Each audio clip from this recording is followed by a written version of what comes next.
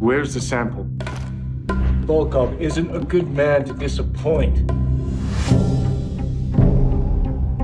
Your friend sold some diamonds. My diamonds. Fakes. High quality. It's not real. The best I've ever seen. But no. The friends that you have now, they're cheating you. This is a problem, I assume. One of many. Your responsibility was to procure a sample, a single diamond.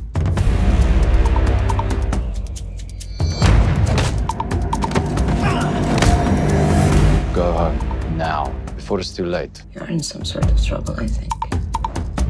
If I can just draw on your patience. Patience, Mr. Hill, is like air in a sealed room. No matter how much you start with, eventually you'll run out.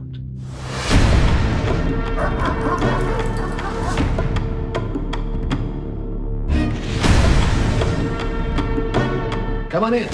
Let's do business. The diamonds are good.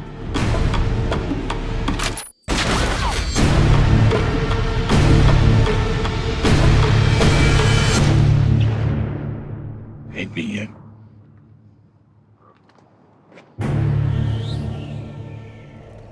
You swear loyalty by becoming blood brothers. So if we're not brothers, maybe we're not friends either.